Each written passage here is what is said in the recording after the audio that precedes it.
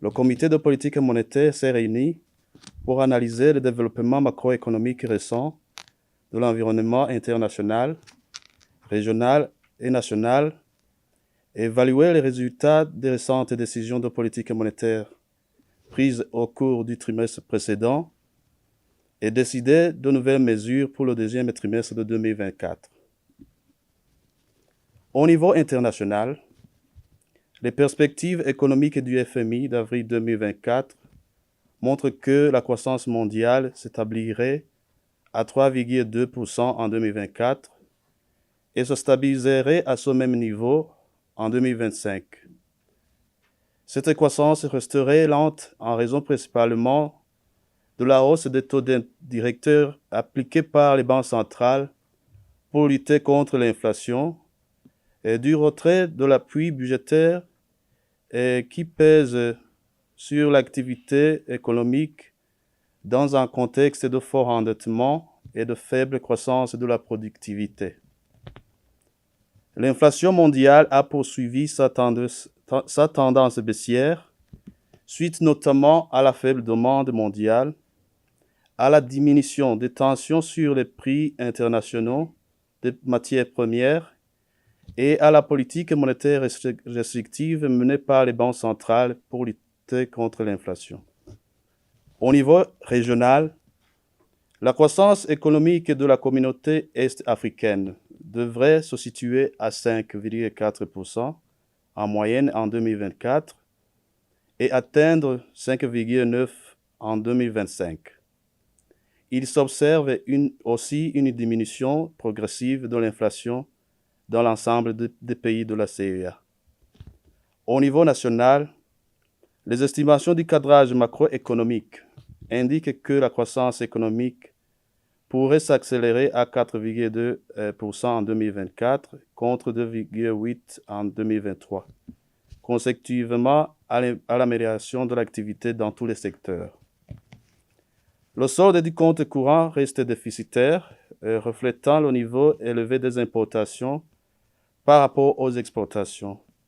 Le solde budgétaire a été excédentaire de 22 milliards de BIF contre un déficit budgétaire de 94 milliards de francs au trimestre précédent, grâce notamment à la bonne performance du recouvrement des impôts et à la maîtrise des dépenses publiques. S'agissant des conditions monétaires, les taux d'intérêt du marché monétaire ont augmenté au premier trimestre 2024, notamment le taux interbancaire qui est passé de 6,44 à 8,03% et celui des bons du Trésor à 13 semaines qui est passé de 4,78 à 6,43% d'un trimestre à l'autre.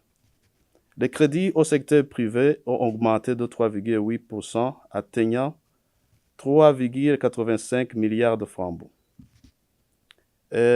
L'indice des prix à la consommation, tel que publié par l'Institut national des statistiques du Burundi, indique que le niveau des prix au premier trimestre 2024 est resté élevé, mais que le rythme de leur augmentation continue de décélérer.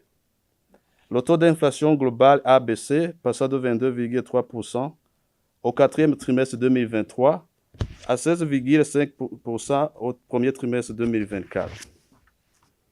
Cette baisse a principalement porté sur l'inflation alimentaire, qui est passée de 38,5% à 15,8%, reflétant la baisse des prix de certains produits alimentaires, en particulier le maïs, suite à l'amélioration de l'offre attribuée aux récoltes en cours.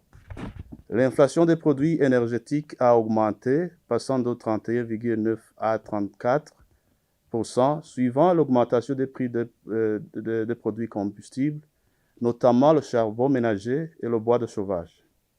L'inflation hors alimentaire et hors énergie a diminué, passant de 15,6% à 13,8%.